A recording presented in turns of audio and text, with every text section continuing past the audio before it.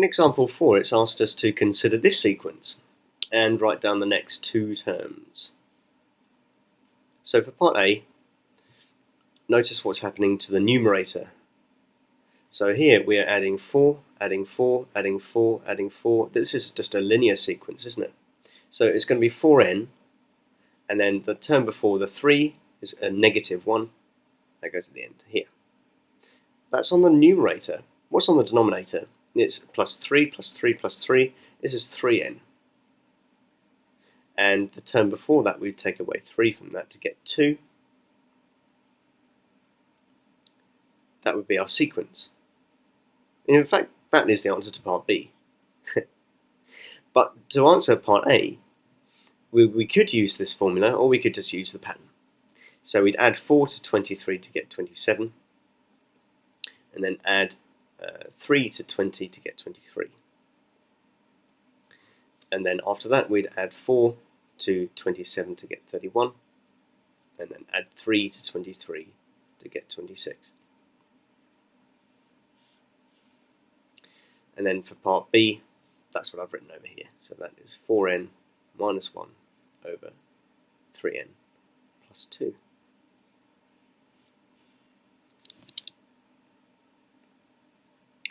In example 5, it's asking us to find what happens to this when n becomes larger and larger. So let's just work out the first few terms and see what happens. So u1, that's going to be when n is 1. So 0 divided by 2, which is 0. u2, that's when you replace the n with 2, so it's going to be 1 over 3. So it has enlarged. What about u3? u3 is when you put 3 in, so that will be 2 over 4. u4, you can see the pattern here, will be 3 over 5, and so on. But what happens when you keep going with this? Well, imagine that you put 1,000 into this.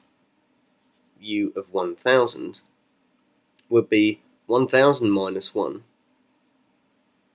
divided by 1,000 plus 1. So notice that the subtracting 1 and adding 1 has actually had quite an insignificant effect to the two numbers. What about if you wanted to do u to the million? Well, that would be 1 less than a million divided by 1 more than a million. So it's very, very close to a million. It's a million minus 1 divided by a million plus 1. And these minus 1s and plus 1s become less and less significant. And in fact, as it becomes larger and larger, we can pretty much forget what happens here.